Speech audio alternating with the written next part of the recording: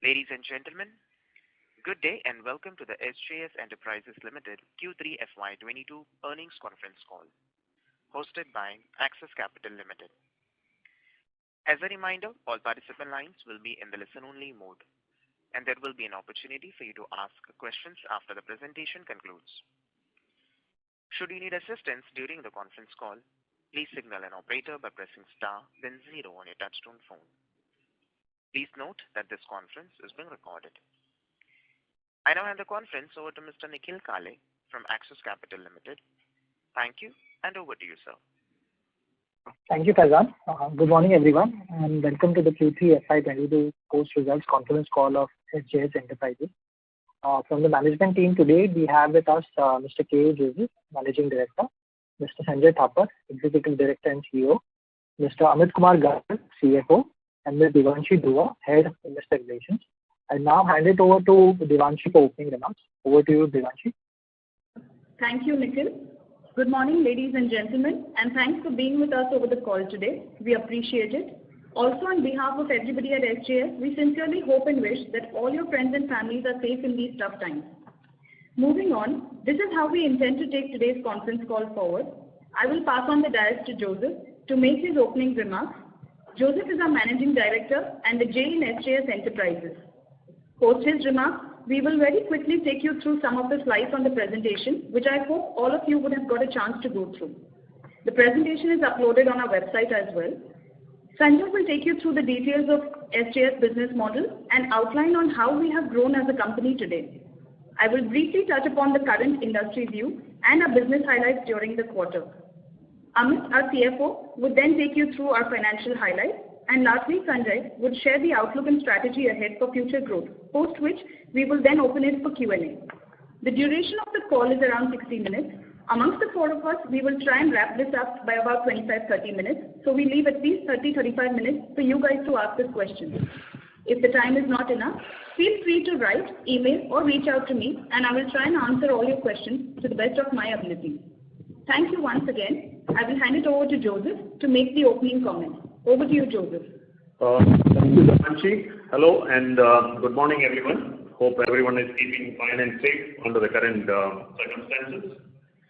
Since this is our first call, let me introduce myself. I am K. Joseph, Managing Director and the J in SJS. We, along with my partners, Srinivasan and Shivakumar, started this in 1987, almost 35 years back. Little did we know that what we started in a garage would become one of world's leading aesthetic product manufacturer and a listed company someday.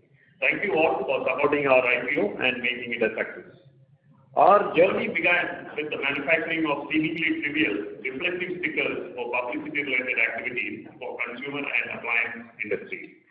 Soon the business evolved and we started manufacturing what are known as operator control panels for dotmatic printers for companies like TVS and Wipro. And those days these items were being imported all the way from Japan. Innovation and creativity has been our prime focus, and in 95-96 we started manufacturing automotive dials, and the first Hyundai Sandro model manufactured in India rolled out with our dials.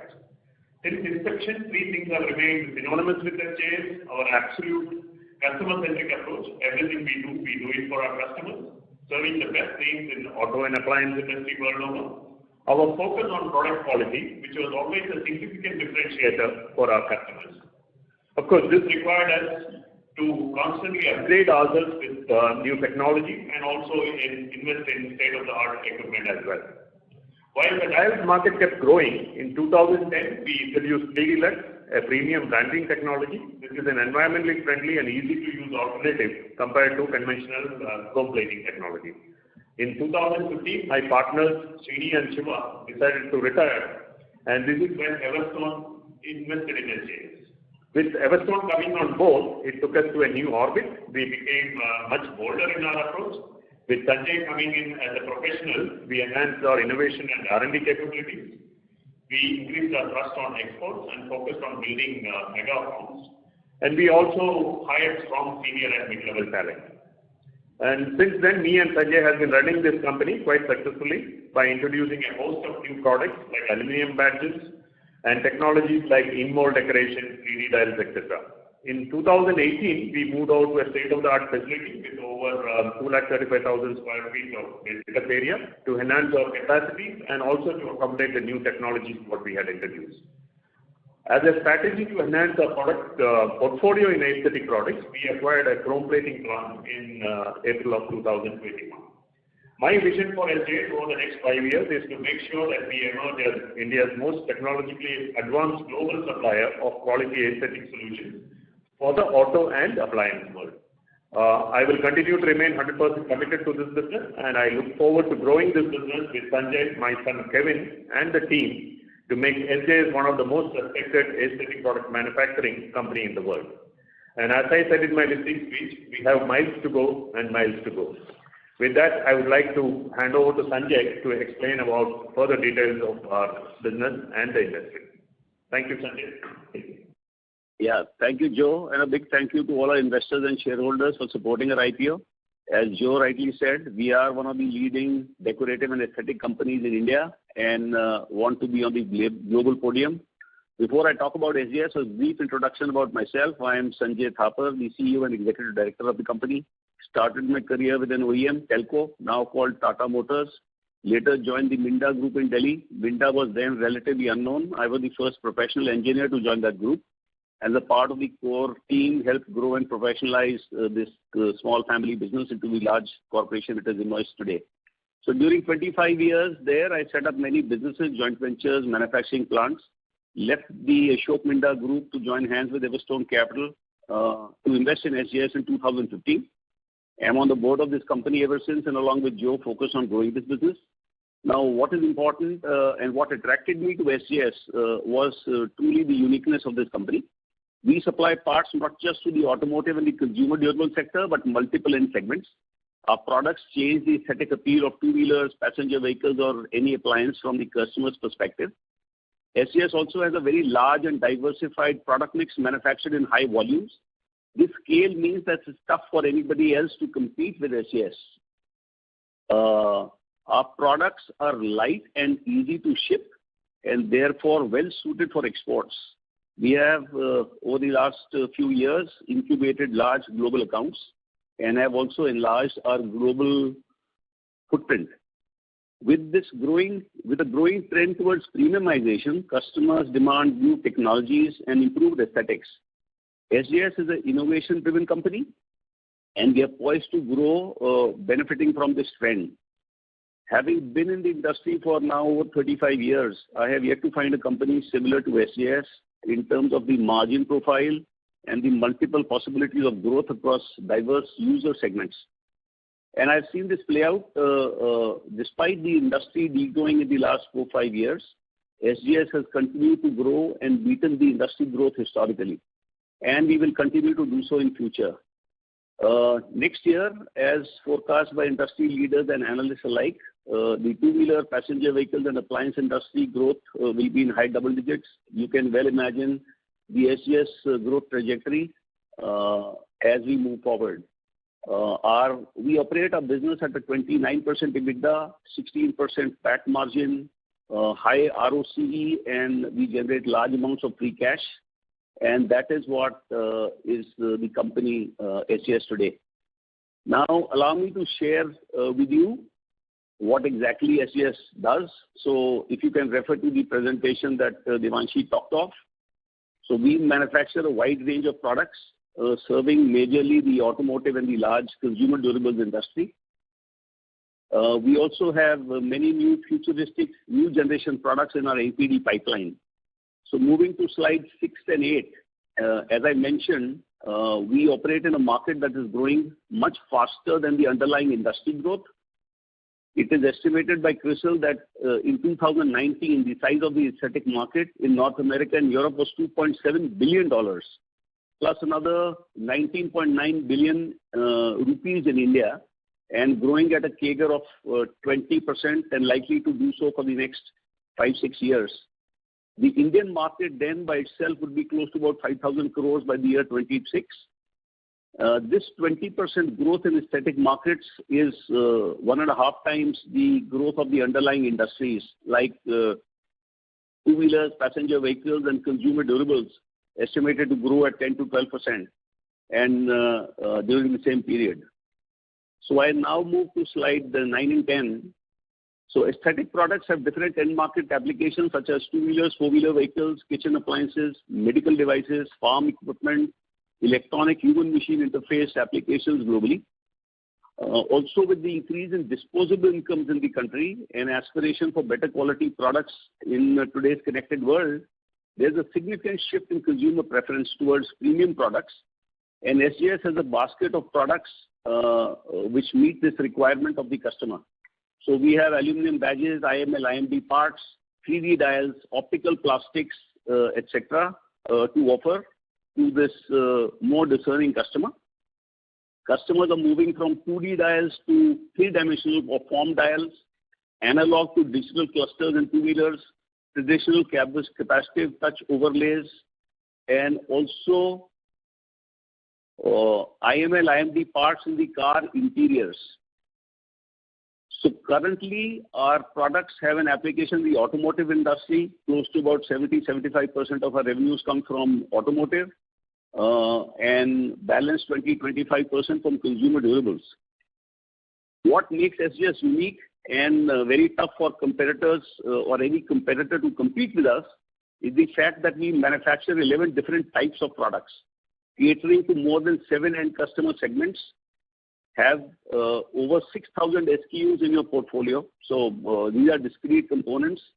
Annually produce 115 million parts that we ship to 160 customer locations across 20 countries. This is what is so unique about this company. There is no competitor that we have mapped in India or overseas that can handle this complexity and still consider and deliver products to so many customer locations worldwide.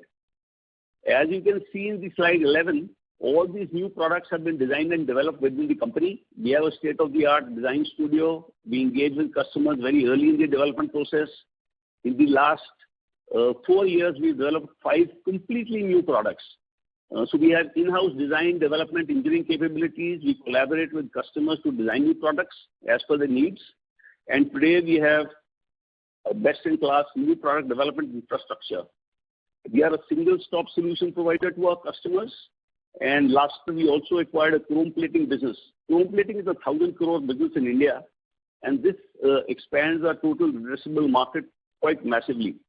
Though the margins are lower here relative to what the traditional aesthetic business we have, but the ROC is high.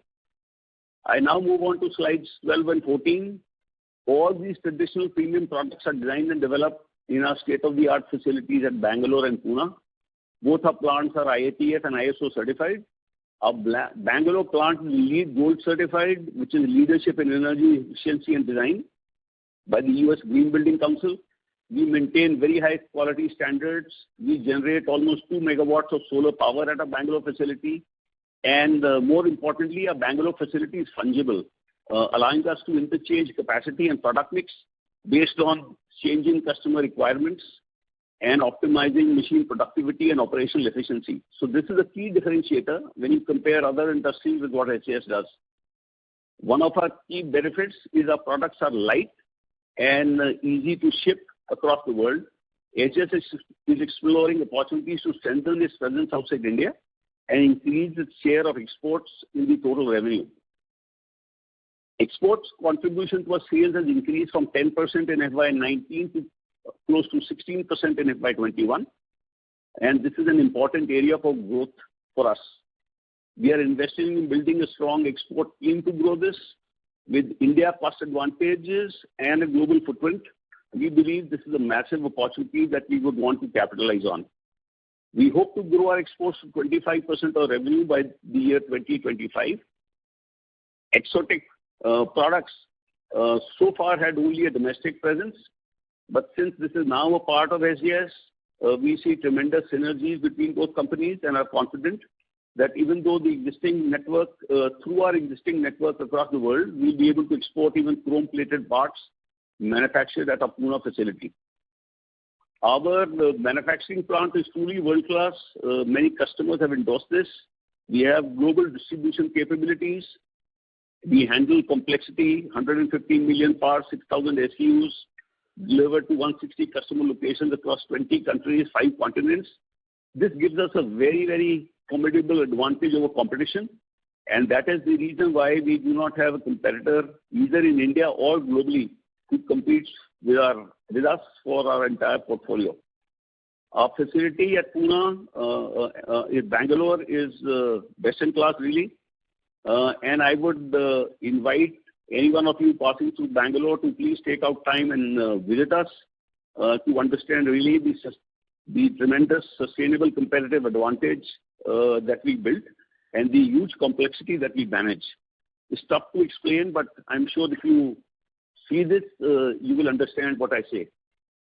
Slide 15 highlights the fact that we have long-standing relationships with most of the automotive players in the both OEMs for the automotive and consumer durable sectors. Some of our customers are TVS, Honda, motorcycles, scooters, Bajaj Auto, Yamaha, Suzuki, Maruti Suzuki, Visteon, Whirlpool, Godrej, and many more. So average relationship with the top 10 customers that we have averages to close to 15 years. This long-standing relationship provides us with an opportunity to cross-sell products. So any new product that we develop, we can very quickly take it to market with our customers, and we have not lost a single customer as on date. We cater to the entire two-wheeler industry, so we supply to almost everyone with the sole exception of Hero MotoCorp, and we are now we are knocking hard on their doors, and hopefully we should have success. As mentioned, SJS is well placed to benefit from the turnaround in the two-wheeler, PV and the appliance industry, as we have the products, the customer connect and world-class manufacturing capabilities. And lastly, before I hand over to Amit, I would just like to mention that we are a professionally run company with a very high corporate governance standards. We have a great board of directors. We have Mr. Ramesh Jain, the ex-vice chairman of Hero Motors, Eicher Motors, my mistake, who is an independent director and non-executive chairman of our board as well. We also have Matthias Frenzel from Sweden on our board. He retired as the global sourcing director of aesthetic parts for Visteon. He has great knowledge of global markets and trends, especially in North America and Europe, and we benefit from his counsel.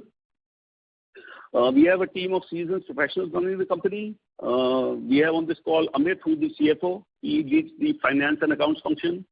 He's a CA, MBA from MIT, and was earlier the CFO of NIIT. We have a chief marketing officer in Raju. He was earlier with ITW and then the Minda Group and the Sundaram Group. He has over 22 years of experience in the automotive industry. We also have a CEO, Mr. Baligar. He was previously with Motherson Automotive and Toyota Kirloskar, well aware of the Toyota production system, Japanese lean management concepts and TPM concepts. He is driving operational efficiency on our shop floor. So I now hand over to Devanshi to talk about the Q3 industry and business highlights before Amit can take you through the financial performance and a past track record. So over to you, Devanshi. Thank you, Sanjay. I will quickly take you all through slide 22. As we all know, automotive industry globally has been grappling with supply chain issues due to shortage of semiconductor chips, and in India the volumes have declined due to lower retail demand as well. During Q3, domestic passenger vehicle and two-wheeler sales volume have declined by 15% and 25% YOY respectively. Automotive sales in India recorded lowest numbers in last 10 years during the festive season. Major OEMs have also reduced production as their semiconductor chip supplies have dried up. Passenger vehicles and two-wheeler productions as well have decreased by around 12% and 23% YOY during the quarter because of such reduced demand. Although there is some improvement in demand sentiments, the current supply chain issues are impacting sales numbers, and industry analysts expect some demand to revert mid-2022 onwards. As mentioned earlier by Sanjay, we have outperformed the underlying industry growth, and we will continue to do so in the future as well. We are an aesthetics company, and as consumers shift towards premiumization, there is an increasing demand for aesthetic products, which will enable us to grow at a faster pace than our underlying industry growth. We also believe that there is a massive opportunity awaiting for us in the export markets, and hence we are strengthening our sales force in the international markets of Turkey, Brazil, and Argentina. With that said, I would now like to hand over the call to Amit, who will take you all through our financial highlights. Over to you, Amit. Thank you, Devanshi. As mentioned by Sanjay earlier, we are a company with a very strong financial performance and balance sheet. We have consistently outperformed industries we service in last 4 to 5 years. In financial year 21, while industry declined by 10 to 12%, we grew at 16%. Our consolidated revenue, including Exotech acquisition in financial year 21, was 320 million in financial year 21. Our profit margins are best in class with EBITDA margin of 29% and PAT margin of 16%. The company has consistently generating strong free cash flow, which stood at 600 million during financial year 21 and delivering strong ROC and ROE of 26.8% and 16.5% respectively for the year. We are a debt-free company. In financial year 22, as it was in financial year 21, we were impacted a little by COVID second wave, as well as the supply chain issues of semiconductor chips in automotive industry, along with already dipping retail sales that is happening in the automotive industry. Despite the challenges, we are happy to announce our strong financial performance in Q3 with revenue of 918 million on a strong EBITDA margin of 28.8% and a net profit margin of 16.5%. We are integrating Exotech in our business. We have been able to achieve quick turnaround in the business due to the various synergies with SJS, and it is rapidly growing on top line and on the margin front as well. Exotech achieved its financial year 21 full year revenue in just 9 months in financial year 22, and we have to grow it further. We have operational capacity both at SJS, so we will be taking advantage of operating leverage and implementing operational excellence in SJS and Exotech that will further help us in driving margin enhancements.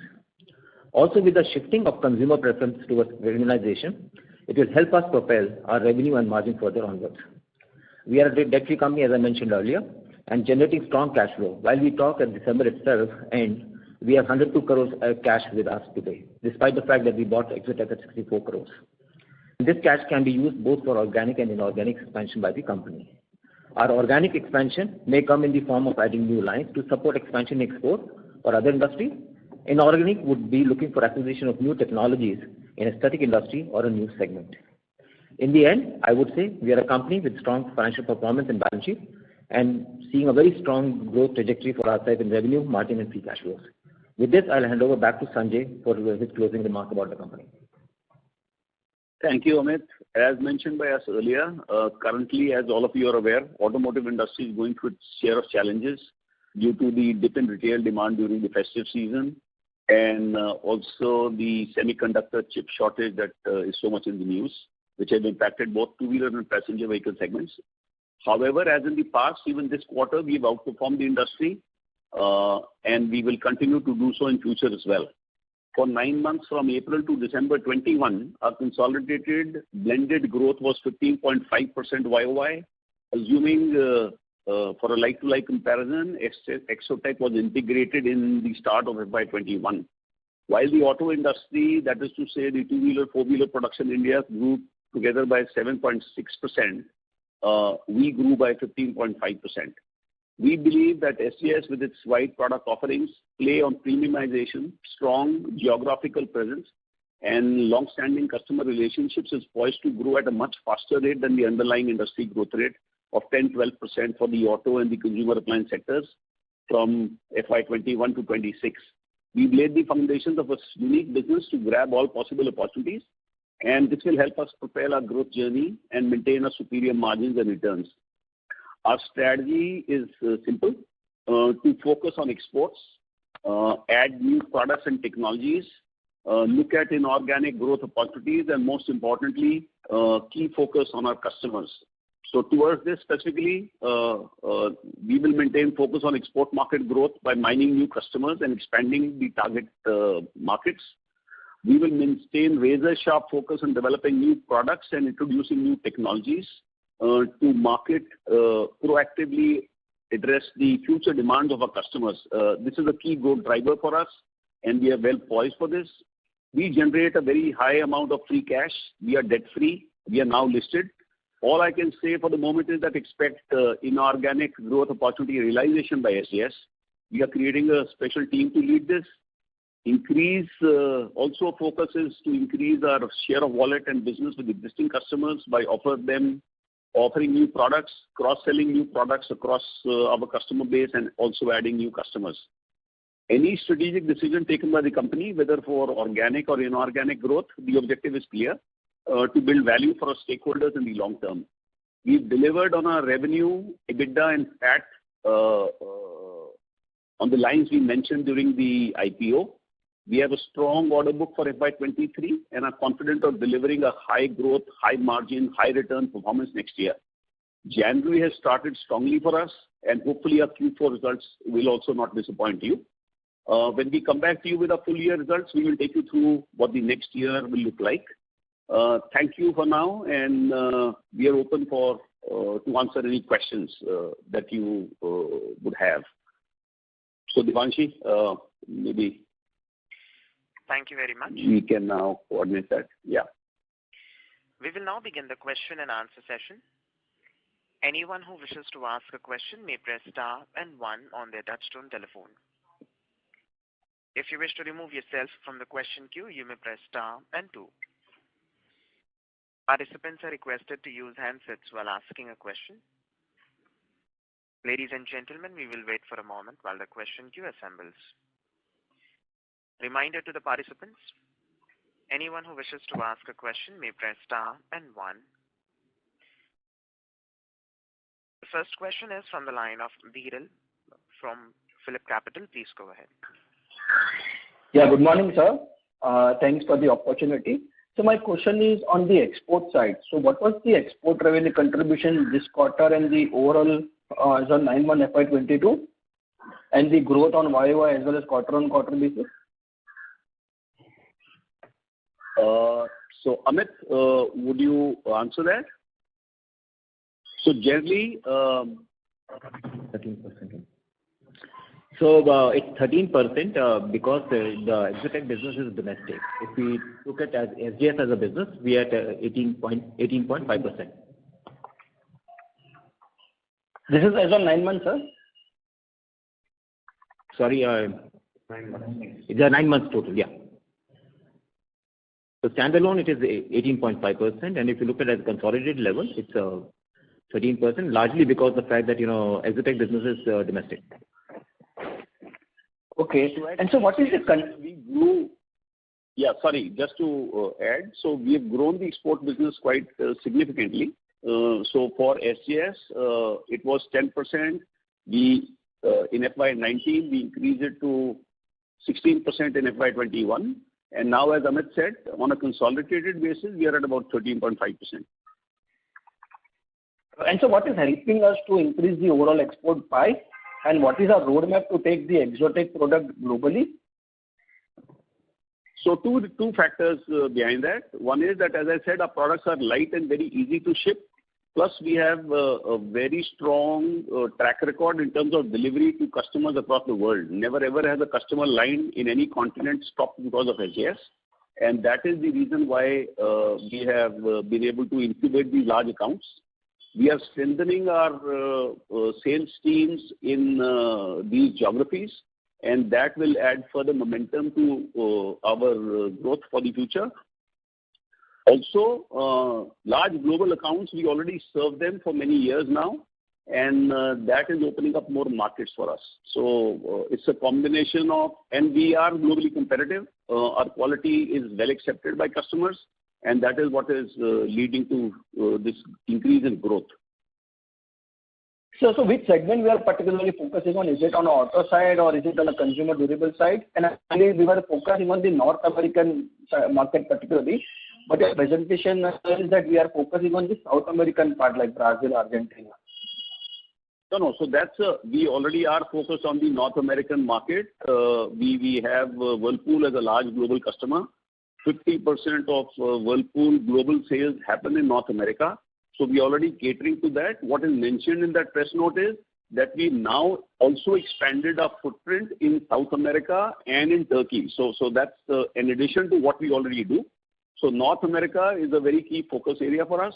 And we have large global accounts like Visteon, which is a tier 1 supplier to most automotive companies. They make driver information systems.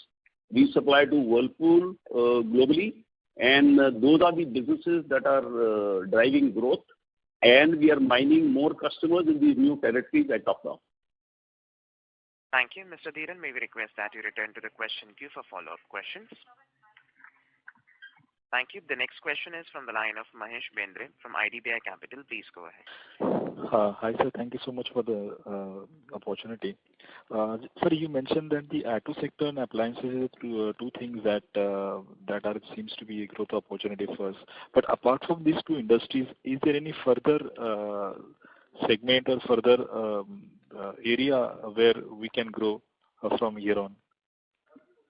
There are huge opportunities that exist in medical devices. We've already started supplies to this sector. As you can understand, the volumes are very large. We are also supplying to industrial applications, gaming applications. So anything that requires displays, anything that requires human-machine interface parts is a segment that we cater to. So apart from these segments that you talked of, there are a lot of growth opportunities for decorative parts across industry segments. Okay, sure. And about merger and acquisition, we have already done one acquisition last year. So going forward, the acquisition, if we go by the acquisition route, will it happen in India or it's internationally also? We'll be looking for companies to either get the designing capability and even to get the ready-made client base. We will look at expanding in territories where we see a lot of potential. For example, areas of interest to us are North America, Europe and Southeast Asia. So we are on the lookout. We are in some stages of discussions, and on a case-to-case basis, we will look at any geography that gives us access to new product technology, or we can add new or open up a new geography. So all of these. So we are open to global M&A. Sure. Thank you so much, sir. Thank you. The next question is from the line of Nikhil Kale from Axis Capital. Please go ahead. Yeah, thank you. My first question was, can you just throw some more color on the growth across the different segments? I understand that you supply to two-wheelers, PVs, consumer durables. So just what has been the growth for these segments for the quarter and 9 months? And also export, you talked about the contribution, but what would have been the growth in exports over the quarter and the 9-month period? So Amit, could you provide that data?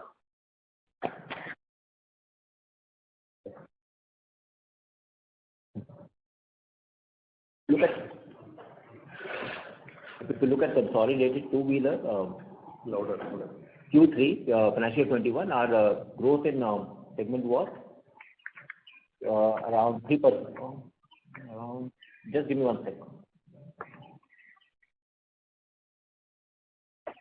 So consolidated sales, while Amit gets that, so our consolidated sales for 9 months in FY22 was 15.5%, as we said. And the auto sales increased by 13.5%, and the appliance sales increased by 23.3%.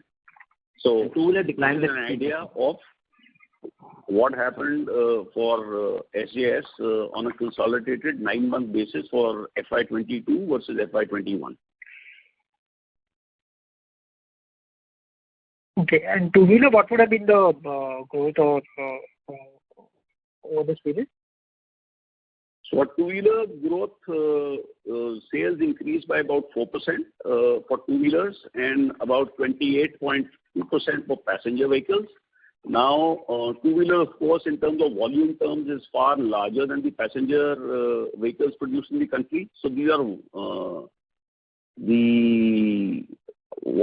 now, if you talk of the production, so basically 13.5% on a blended basis across both these segments put together. Okay, got it.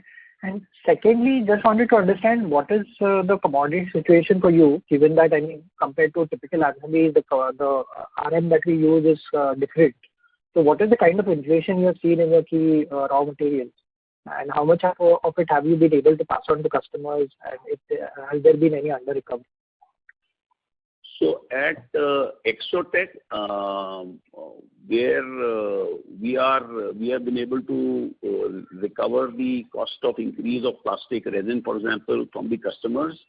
At SJS, we have not seen any major. There is an increase, but we are able to hold the price line because we have a large buying leverage, and we have over the years created a supply chain across different geographies. So we are very, very mindful of the fact to maintain our gross margins. And we've been successfully able to do that. Two reasons for that. One is, as I said, our buying leverage.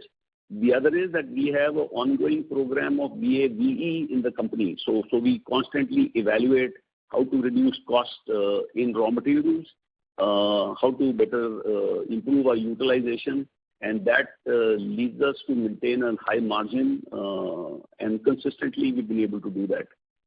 Also, by the nature of our products, so we don't have a legacy of raw material content continuing forever because these models are subject to change.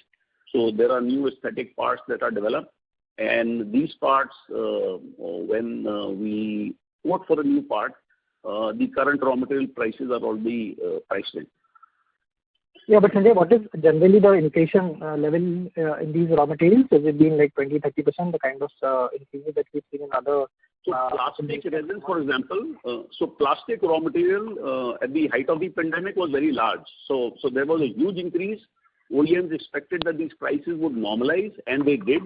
So the petroleum prices also fluctuated quite dramatically, but they have come down. But OEMs have been mindful of the fact that raw material prices, and that's the reason I singled out plastics as a raw material. So we've been able to get the price increase from our customers for chrome-plated plastic parts. But for the other parts, we've not really seen that inflation because of our very strong buying leverage and our increased volume. So the raw material suppliers understand that SJS is a large company, and they're fully supportive of us. Okay, got it. Thank you. Thank you. The next question is from the line of Joseph George from IIFL. Please go ahead. Thank you for the opportunity. I just have 2 or 3 questions. One is, so Exotech, I believe, has very little customer overlap with the standalone operations. Could you tell us about the cross-selling opportunities and maybe some of the cross-selling benefits or orders that you have received say in the last 12 months because of the acquisition? Sorry, Joseph, could you repeat the first part of the question? I didn't hear it so well. So my question was, my opening line was that Exotech doesn't seem to have much customer overlap with the standalone operations, which is the existing standalone operations of SJS. So from a cross-selling perspective, what are the opportunities and what have you already achieved say in the last 12 months since the acquisition? Yeah, so good question. So I think our strategy to acquire Exotech was bang on. So we have gained a lot of customers, existing customers in plastic chrome plating business from those customers in the consumer appliance space as well as the automotive space. We are now knocking hard on the doors of companies globally as well. So Whirlpool as a customer we've added, Samsung as a customer we've added, TVS we are supplying to, and so those are the early wins. Plus we are now in discussions with a lot of customers actually, and so we see this growth playing out very well. So cross-selling opportunities we are able to encash and grow the revenue stream or at Exotech quite well. So we are happy with that result. So you meant to say that you started getting orders for chrome plating parts from customers such as TVS, Whirlpool, etc. Is that what you implied? Absolutely. So, Okay. Whirlpool, Samsung, all these require door handles which are chrome-plated. Front-end washing machines require those huge chrome rings that are chrome-plated. Then we have door handles, so then we have requirements from our car companies or the tier 1 companies that we have, we supply to. So you need plastic rings around instrument clusters. You need door handles, inside, outside door handles which are chrome-plated. Now, Exotec did not have that customer connect. But as a combined entity, we have very, very strong relationships with these customers. So multiple doors are opening up, and we are very excited about the growth opportunity at Exotec. That sounds great. The second question that I had was in relation to the inorganic growth that you talked about. You're generating a lot of cash or looking for organic opportunity. Is there a particular focus? I mean, are you looking at players within India, or are you looking at players outside India as well? Because in auto components, we have seen in the past, global acquisitions have a mixed hit rate. So just wanted to get your sense on which geography are you looking at for acquisition. So I answered this question earlier. Just to repeat, we are open for global M&A. So we are looking at geographies like North America, very interesting for us. Southeast Asia, again, is a very interesting opportunity, and so is Europe. So you see, the big advantage we have in India is that all these aesthetic products that you have are labor intensive, and they require a very high quality of large number of people for doing inspection. So this is something that gives an inherent advantage for a manufacturing location in India. And thanks to the fact that at SJS, we are right at the top in terms of managing this complexity that we do. So we supply 115 million parts, and we have very well-established processes within our company. And we find that a lot of our global competitors are facing the heat. So there could be opportunities to acquire these companies at some point in time. We are evaluating a few of these. The idea is simple. We need to make sure that we add value to our shareholders in the long term. So we will pick and choose what company that we want, what is the technology we have access to, and what new markets does that open up. So that is the lens through which we look at acquisitions. But to answer your questions, so we are geography agnostic. So there are some territories that look very attractive to us, especially North America, Southeast Asia, and Europe. So these are interesting. In India, we already exist, so we don't foresee, or at the moment, I don't rule out the possibility, but we don't look at, we are not really focusing on India. We are looking more at the global markets because that is the $2.7 billion opportunity that exists. We, for example, do nothing for the North American automotive market, and our products are light, easy to ship. So it stands to reason that that's a huge pool of addressable market that we need to tap into, and we are strengthening our sales teams to be very active in that area. Understood, sir. Thank you. Thank you for your responses. Thank you. The next question is from the line of Varun Arora from Safe Enterprises. Please go ahead. Yeah, hi, sir. Thanks for the opportunity and congrats on good results in a challenging environment. So my question is regarding, it seems, if I look at our standalone performance and if I look at our console performance, it seems, we've kind of got a very good growth coming from Exotec, both on the top line as well as on the margin side. It seems that, looking at pro forma margins for last year and, 9-month margins for console business, it seems that on Exotec, we've also turned around on the margins. So if you could kind of clarify if my understanding is right, and also if you could give the data point for 9-month FY21 sales for Exotec, that will be helpful. So thank you for that question. So I'll give a high-level answer. Then Amit, I will request you to provide the data point. Yeah. So we see good synergies with the Exotec, and really the synergy is that in terms of our sales force, we have a much larger team at SJS than what Exotec had. In terms of purchasing, We are far more connected to the external world. There are a lot of common materials like adhesives, double-sided tapes, all the chemicals and raw materials that are bought. So SJS has a much larger clout with its customers, and Exotech has benefited. But I will let Amit answer that. So Amit, over to you, please. Thank you, Sanjay.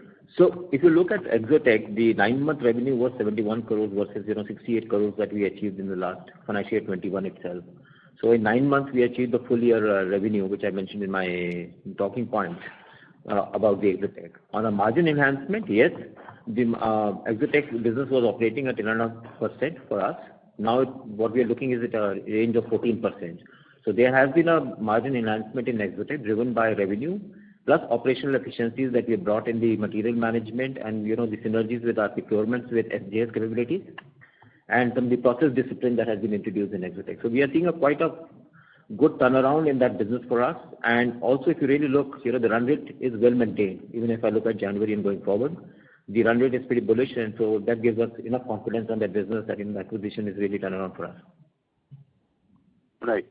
Sir, just a continuation of this question. So Exotech part is clear. On the standalone, if I look at just the Q3 numbers, on year-on-year basis, our sales have declined 21%. So that is in line with the industry performance on the standalone piece. Any particular reason here? While on the Concall business, we are kind of growing much faster than the industry on 9-month basis. But on Q3, if I look at year-on-year for the standalone, it seems to be in line with the industry. So any particular reason? So the reason is, so the reason really is that, yes, as you rightly said, that the industry, our key customers, Bajaj Auto, Honda Motorcycle Scooter Company, TVS, Royal Enfield, everybody had a decline because last year we were coming out of COVID and sales ramped up during the Q2 and Q3. This year, this has been historically a very bad year for the industry per se. The festive sales were at an all-time low, but despite that, we performed rather well, and that is primarily so. Two reasons for this growth. So the four-wheeler industry has shown a growth over last year, especially the SUV segment, and that is something that we have now in our radar thanks to Exotech. So XUV 700, for example, just to give an example, at Mahindra. So from Exotech, we supply close to about 70 parts to those. So there was a good growth in that segment. And SJS standalone, fundamentally, it's better to compare the 9-month data than talk of Q3, since last year Q1 was washed out. So because of COVID, this year as well we were impacted. But I would say that especially in these pandemic years, a better view of the business is what we presented. 9 months of this year versus 9 months of last year is what an accurate comparison would be. Thank you. Mr. Arora, may we request that you return to the question queue for follow-up questions. Thank you. The next question is from the line of Anirudh Gangahar from Avendus Wealth Management. Please go ahead. Thank you for the opportunity. Good morning. I have 3 questions. First one is, could you update us on any new logos that you've added since your IPO, and particularly where are we in terms of our discussions with the EV suppliers in the country and abroad? That would be helpful. Second is, you mentioned something about your robust order book in FY23. So just on that, am I right in understanding that your 4Q numbers as January shaping up well, and you're looking probably to have a better 4Q versus a third quarter? And is there any seasonality out here that we should be mindful of, since it's the first time we're looking at quarterly numbers? And the third one is just on the M&A strategy. If there is any hurdle rate or certain target returns that you would be looking at as a base level, that will be helpful. Sorry, the last part I didn't get quite well. Are there any target returns? any hurdle rates any parameters that you would keep in mind while pursuing any acquisition? Any base level of return expectations, EPS accretion, or ticket size? Anything that you can help us with so that we better understand what kind of opportunity would you be looking at in terms of financials? Got it. Okay, so answer your first question first. So the new logos or badges or new customers, so to speak, that we've added. So we have won businesses with Continental. Continental, as you know, is one of the global leaders in the driver information systems. So we have done well and acquired business there, both in India and overseas. We've added Ola coming to EVs. So we are working with many companies. We have won Ola business, Ola Electric, and that is under production. We supply to TVS iQube. We supply to Revolt, and there are many other customers that we are in discussions with to offer them. As I said, we have styling capability. So most of these volumes are low at the moment, but they are all looking at opportunities what can we propose to them to differentiate their vehicle from others. So that's something that theme will play out. So we are very, very strongly focused on the EV business, not only for the decorative parts, but also for displays on EVs. So we have a business called Optical Plastics, where we do what is called a lens mask assembly. So that's something that we are looking at offering to the industry when we have business, when these OEMs have the economies of scale to localize those displays in India. And also on the front, on tractors, so we've added Swaraj Mazda as a customer. We've offered them a unique solution of a illuminated logo. So business continues to do well. Then you had a question, so I'll on the acquisition strategy and the return profile, or what are the key factors that we keep in mind. So as I said, largely it is that what doors does it open to us? Does it allow us a footprint in a location that is of interest to us? I mentioned North America, I mentioned Europe, especially Turkey, because that is a large manufacturing base for appliances in Europe because of their relative low cost of production there vis-a-vis other countries in Europe. And Southeast Asia, of course, is a good market for both automotive as well as for appliances. So that's also a segment that we look at. Our focus really is to maintain our ROCE. I'll let Amit talk to you about what lens will we look at acquisitions through. Amit, maybe you can add value there. So basically what our focus is that all our acquisitions should be margin accretive and business accretive to us. So anything that we look at has to match to the margin requirement, or we can see a potential to enhance the margin of that business based on the synergies and the capabilities SJS already has. If you look at Exotec itself, we have been able to bring process efficiencies and the procurement discipline itself to get a very quick turnaround on the margin story. And similarly, we look at when you're looking global, we're looking at that how we can bring the cost synergies back to India from production line and everything to make it different. Exotec, just when you bought one more dimension to what Amit said. Amit, sorry to interrupt. Just one more dimension. We see a huge opportunity because you have a local team facing the customer in those geographies. So when we do an M&A, so that gives us a local manufacturing capability. So we are, let's say, a North American company operating in North America. Should we acquire a company in North America? So we have pricing that is already there in the market in North America. We, of course, are more competitive in India. We have a huge NPD capability, and our products are very easy to develop. So much like you have knowledge outsourcing centers in India addressing the markets of the globe, our vision truly is to have our facility in Bangalore, where we set up truly state-of-the-art equipment and machines totally dedicated for new product development. So the development we would do in India at a fraction of the cost of what it takes for them to develop in North America, keep the same front-facing team that we have in North America, and ship parts from here to sell to customers in North America. So that is a theme, I think, which is very strong. We've tested that in terms of the price efficiencies, and that could be a very, very interesting play for SJS. So one factor for looking at an acquisition is really this opportunity to be able to manufacture in India and serve to customers through that company that we acquire in whatever geography we do. So that is a very interesting business which could be a big lever for growth for SJS. Thank you. Sorry to interrupt you, Mr. Concall. May we request that you return to the question queue for follow-up questions. Thank you. The next question is from the line of Karthik Sharma from NVS Brokerage. Please go ahead. Hello, this is Nalin Shah from NVS Brokerage. I'm the director of the company. At the outset, let me congratulate the management for an excellent presentation. Today's presentation was really excellent. I have a few questions. My first question was regarding the growth in the top line, which was missing in last about maybe 3 years, but this current year, our run rate is almost, I think, 90 crore plus.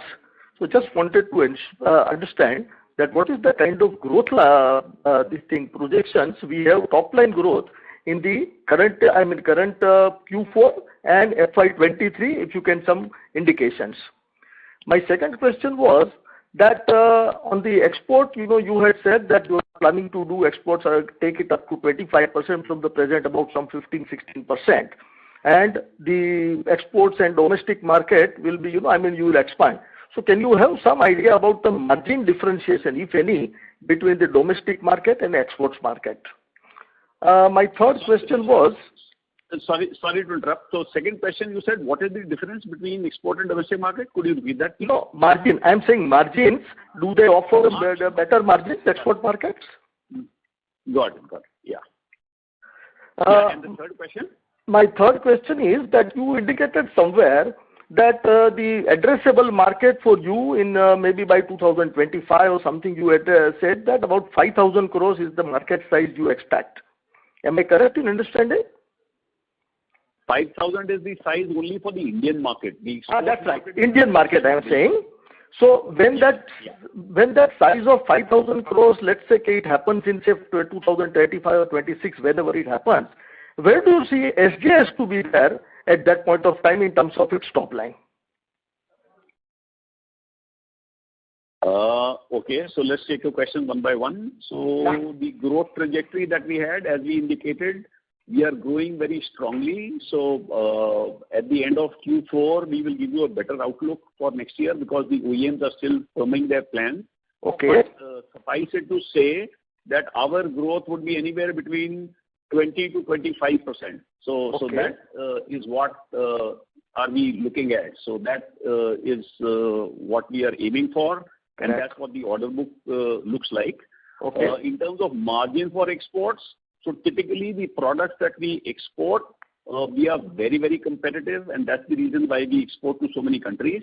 And those margins are higher. Depends, of course, on which is the product, but export margins are better than the domestic margins, let me tell you, because there are different products. So that is the reason why individual product margins could be different. But on the whole, superior than domestic margins. And the last question on 5,000 crores, where do we see ourselves? So as I said, we are today participating in the Indian markets, and it depends on how this thing plays out. But we will be a leader in this market because there are many products that we have where we don't have competitors ready with their products offerings at the moment. And we are looking at adding new technologies which are futuristic, which I cannot share at this call today. But we are well focused on what are the future needs of the customer in India. And we will leverage our capability across these different technologies that we built to address that market. So we will be in a very strong position in the Indian market by the year 2025, further build on what we have currently. Just to get an idea, assuming that my market is then 5,000 crores, let's say we will be at somewhere around say 30% of that, 40% of that, something like that. Internally, we are looking at doubling our sales in the next 3 years. So that is the target that we have set for ourselves. Okay. Excellent. And can you just last question? Can I have some idea about who are the top 5 customers by value, and what is the total contribution of theirs in the overall top line in the company? The top 5 customers. So we have, I don't know, we can share that data, right, Amit? I'm sorry, but these information are not in the public domain. It's a little sensitive for the business, so we would not be able to disclose these details. Yes. Sure. Once again, I think congratulations. Thank you. Thank you. Ladies and gentlemen, due to time constraint, we will take that as the last question. I would now like to hand the conference over to Ms. Devanshi Dhruva for closing comments. Thank you, and over to you, ma'am. Thank you, everyone, for joining us over this call. In case if anybody's questions have remained unanswered, you can please reach out to me, and we will get back to you on that. Thank you, everyone. Thank you. Ladies and gentlemen, on behalf of Axis Capital Limited, that concludes this conference call. Thank you for joining us, and you may now disconnect your lines.